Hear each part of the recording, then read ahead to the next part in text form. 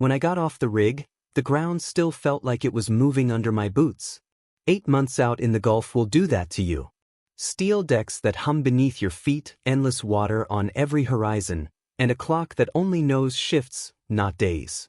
You get used to the noise, the grease, the weight of a hard hat on your head. But what you don't get used to is silence. That's what hit me hardest when I pulled my truck into the driveway back in Oklahoma. The silence of home. I hadn't been home in nearly a year. The money was good, oil field money always is if you're willing to sweat and bleed for it. I'd been saving, dreaming of the day I could tell Sarah, my wife, that the mortgage was finally gone. Paid in full. No more banks, no more debt breathing down our necks. Just freedom. Sarah was waiting at the door when I walked up with my duffel bag. She looked the same, maybe a little thinner. Her blonde hair was tied up, and she smiled, though it didn't quite reach her eyes. "You're home," she said, wrapping her arms around me. I hugged her back, breathing in the scent of vanilla candles she always burned. Home smelled the same, felt the same. But something was different. I couldn't name it yet. The first few days were normal enough. She cooked dinner, we talked about the garden, about the new neighbor who'd moved into the house across the street. She told me about her pottery class, about how she kept herself busy while I was gone. She asked about the rig, but not the way she used to. No curiosity, no follow-up questions. Just polite listening. On the third day back, I drove into town to check on our accounts. It wasn't that I didn't trust Sarah. I'd always let her handle the bills, but after working nearly a year offshore, I wanted to see the numbers myself. I walked into First National, nodded to the teller, and sat down with Mr. Harlan, the branch manager. He looked nervous, like he had bad news to deliver. "Caleb," he said, adjusting his glasses, "there have been significant withdrawals from your joint savings account over the last several months. I assumed you were aware." I frowned. "Withdrawals? How significant?" He slid a folder across the desk. Inside were statements, page after page, red numbers circled. Tens of thousands gone. Not one big withdrawal, but steady bleeding, $500 here, $1,200 there. Hotels in Tulsa. Restaurants in Oklahoma City. Shopping centers I'd never set foot in. My hands didn't shake. Years of working dangerous rigs teaches you to hold steady even when alarms are blaring. But I felt something heavy settle in my chest. "Who authorized these?" I asked. "Your wife, Sarah," he said quietly. I nodded. I didn't slam my fist on the desk or start yelling. That's not my way. I just nodded, thanked him for showing me, and walked out with the folder under my arm. In the truck, I sat for a long time, staring at the numbers. My mind went back over Sarah's phone calls while I was offshore. Shorter and shorter as the months went by. Always busy. Always tired. Always some reason why she couldn't talk long. I thought about the neighbor she mentioned. A man named Rick. Worked construction, she'd said. Divorced. Helped her move some furniture one weekend. Fixed the fence when it blew down in a storm. I remembered feeling grateful back then that someone was looking out for her while I couldn't. Now I wasn't so sure. When I got home, Sarah was in the kitchen, stirring a pot of soup. She looked up, smiled, and said, "You're back early. Want some lunch?" I kissed her cheek, nodded, and sat down at the table. I didn't mention the bank. Not yet. Instead, I watched her as she moved around the kitchen. The way she avoided my eyes, the way her phone buzzed on the counter, and she quickly flipped it over before I could see the screen. Later that night, while she was in the shower, I opened her purse. Inside was a receipt for a hotel in Tulsa, dated 3 months ago.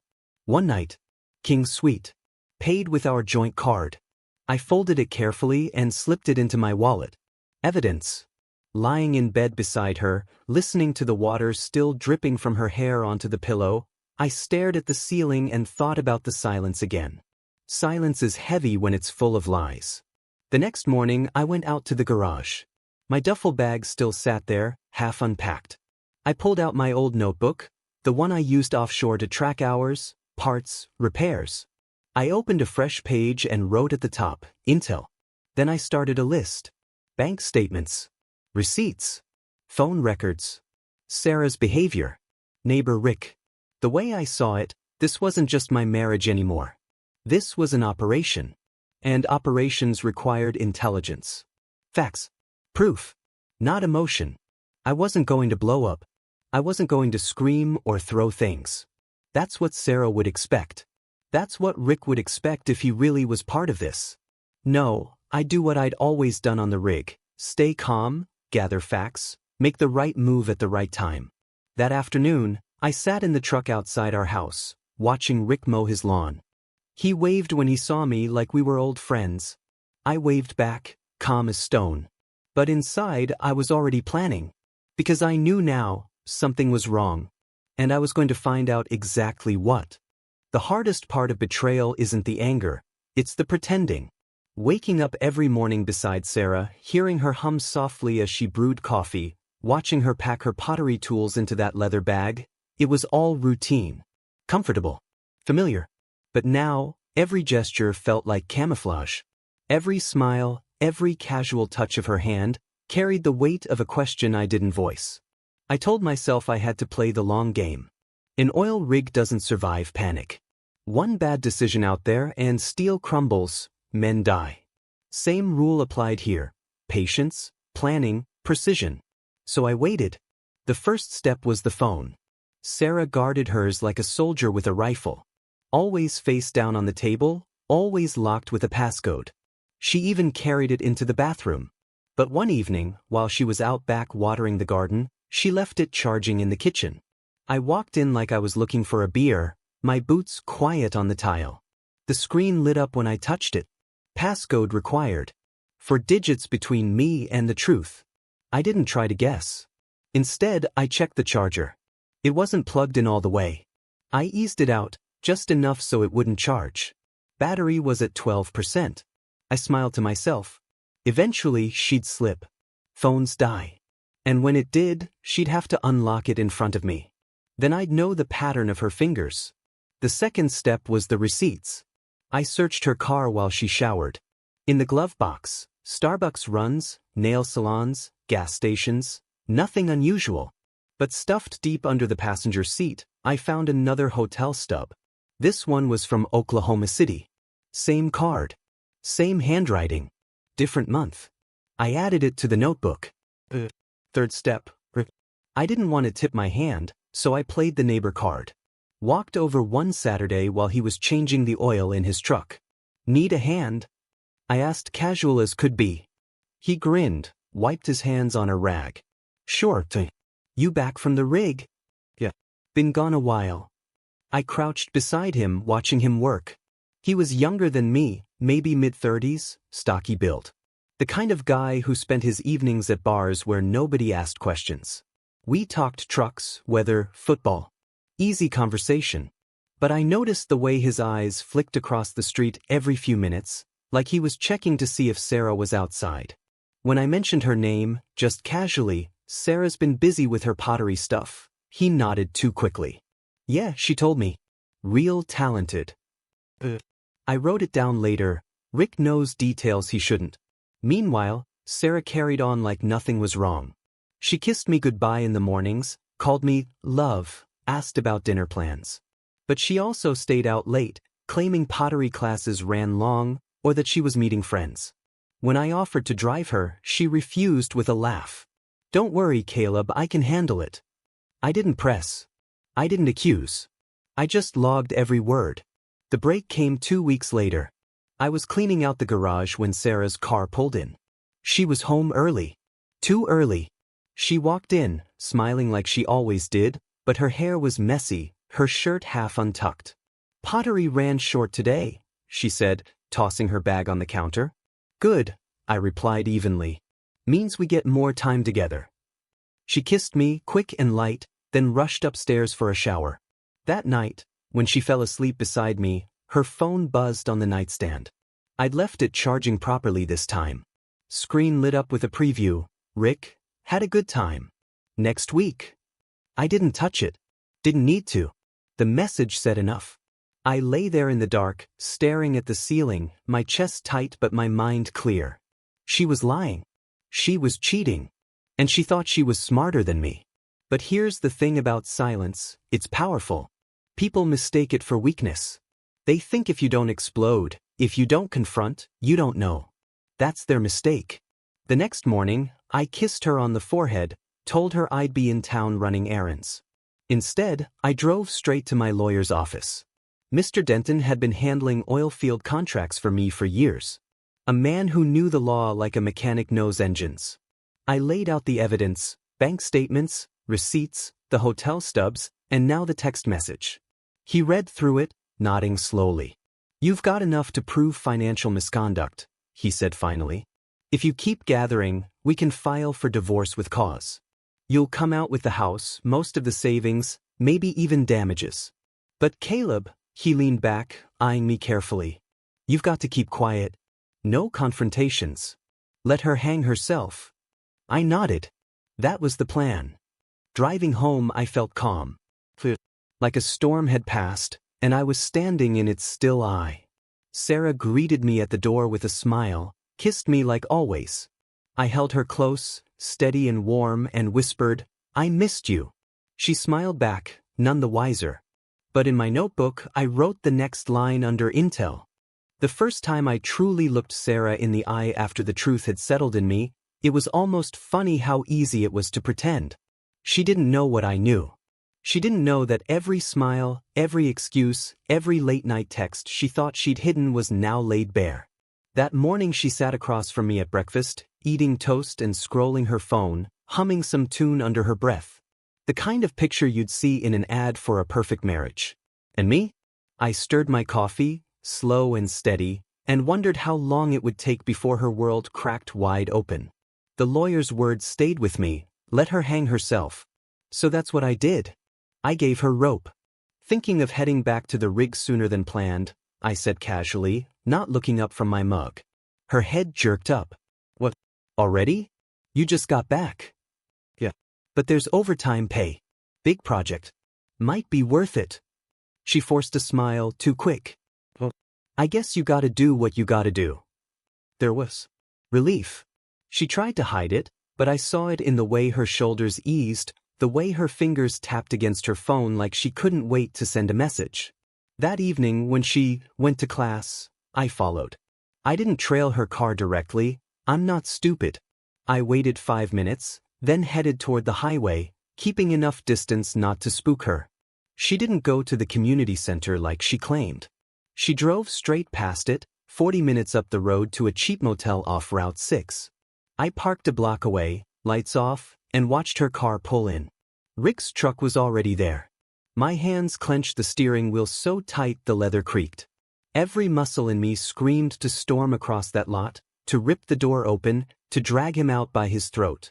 But I stayed put. Because this wasn't about rage. Rage burns fast and leaves you with nothing. This was about precision. I snapped photos. License plates. Time stamps. Sarah walking into room 12 with Rick at her side. My phone camera caught it all. Proof. I drove home in silence, the weight of the evidence heavy in my pocket. When Sarah came back hours later, she kissed my cheek, whispered she was tired, and went straight to bed. I followed a minute later, lying down beside her, the scent of cheap motel soap still clinging to her skin. My chest burned, but my face was calm. In the dark, I whispered, "I love you." She murmured back, half asleep, "Love you too." And that was the moment I knew, she wasn't my wife anymore. She was a stranger wearing her skin. The next morning, I called Denton. Sent him the photos, the motel info. He whistled low. "Caleb, you've got her dead to rights now. We'll file in a few weeks. Sit tight until then. Don't give her a chance to hide assets." So I sat tight. And I watched. Sarah started slipping more. Leaving receipts in her coat pocket. Coming home later and later. Smiling too much when her phone buzzed. I noted it all. My notebook was thick now, pages full of times, dates, details. Enough to crush her in court.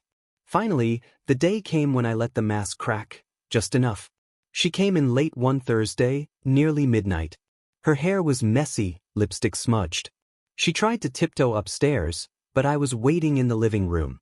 "Long class," I said evenly. She froze, then smiled too wide. "Yeah." The kiln broke. Took forever. I nodded. Kills at motels now, huh? Her face drained of color. I didn't yell. Didn't accuse. I just stood, walked past her and said, "We'll talk soon." Her voice trembled. "Caleb, wait." But I didn't stop. Over the next week, she grew frantic. Calling me at work, asking if everything was okay. Making fancy dinners. Trying to climb into my lap like nothing was wrong. I let her. I played along. But my eyes stayed cold and she could feel it. The lawyer filed the papers on a Tuesday. When Sarah was served, she broke. She cried, she screamed, she begged. Threw herself at me in the kitchen, clutching my shirt, swearing it was a mistake, swearing Rick meant nothing. "Caleb, please. Don't do this. We can fix it." I peeled her hands off me, one by one, like removing oil-soaked gloves. "You already broke it," I said quietly. She sobbed, following me room to room. "It was just, I was lonely. You were gone so much. He doesn't mean anything, I swear."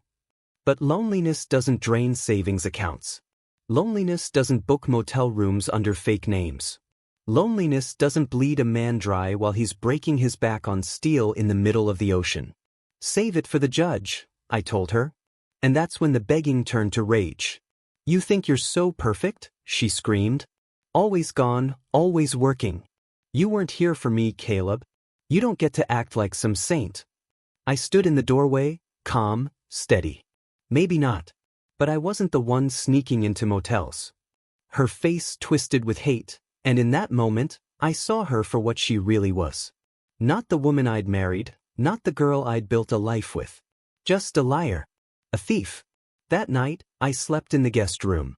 And as I lay staring at the ceiling, I didn't feel anger anymore. Just clarity. The storm had passed. The fight was no longer between Sarah and me. It was between Sarah and the truth. And the truth was already stacked against her. Courtrooms don't look the way they do in movies. No dramatic music, no sudden gasps from the crowd. Just dull walls, worn benches, and the hum of an old air conditioner rattling in the corner. But when you're sitting there with your life on the line, every sound feels like thunder. Sarah sat across from me at the petitioner's table. She looked tired. Not the kind of tired from late nights of pottery, but the tired that comes from lies catching up with you. Her hair was flat, her makeup heavy, as if paint could cover guilt. Rick wasn't beside her. He wasn't dumb enough to show his face here. But I knew he was lurking somewhere, waiting to see if she'd walk away with something worth clinging to. My lawyer, Denton, sat steady at my side. He had that quiet confidence, the kind of man who didn't need to shout because he knew the facts spoke louder than any plea. The judge called us to order, and just like that, it began. Sarah's lawyer tried to spin it first. Claimed I was neglectful, absent, buried in work. That Sarah had been emotionally abandoned while I was offshore. That the financial withdrawals were for household needs, and that the motel visits were just misunderstandings. I sat still, hands folded. My heartbeat steady. I'd been through worse storms than this. Out on the rig, when alarms screamed and fire licked at steel, the only way through was calm. This wasn't any different. When it was our turn, Denton laid out the evidence like laying tools on a bench. Orderly. Precise. Bank statements. Withdrawals. Hotel receipts. Photos of Sarah walking into room 12 with Rick. Time stamps. Phone records. Even the text messages Denton had subpoenaed, laid out for the judge in neat black and white. Every denial Sarah had rehearsed fell apart one page at a time. I didn't look at her as it happened. I just stared at the judge, my expression steady, like a man reporting a broken valve on the rig. Just facts. No anger, no drama. By the end of the hearing, it wasn't a question anymore. It was a verdict waiting to be spoken. The judge's ruling was firm. I kept the house. I kept the majority of the savings. Sarah was found guilty of financial misconduct, and the court denied her spousal support. She walked away with nothing more than her car and the clothes she carried in bags when she moved out. When the gavel struck, it didn't sound like victory. It sounded like closure. Sarah sat frozen, her eyes wide, mouth half open. She looked at me like she didn't recognize me. Maybe she didn't. She'd expected a screaming match, a man broken by betrayal. Instead, she got silence, precision, patience. The same steadiness that kept me alive offshore had just dismantled her life piece by piece. As we left the courtroom, she reached for me one last time. "Caleb," she whispered, her voice cracked and small, "I never meant for it to go this far." I looked at her, really looked at her. And all I saw was someone who'd chosen quick thrills over loyalty, selfishness over love. "You did," I said quietly. Then I walked past her, out into the sunlight. Rick was leaning against his truck in the parking lot, pretending like he wasn't waiting. Our eyes met. He gave me a smirk, like he'd won something. But behind it I saw fear. He knew Sarah was ruined, and with her, whatever future he thought he had. I didn't say a word. I didn't need to. I just got into my truck and drove away. That night the house felt empty. The silence was heavier than it had ever been.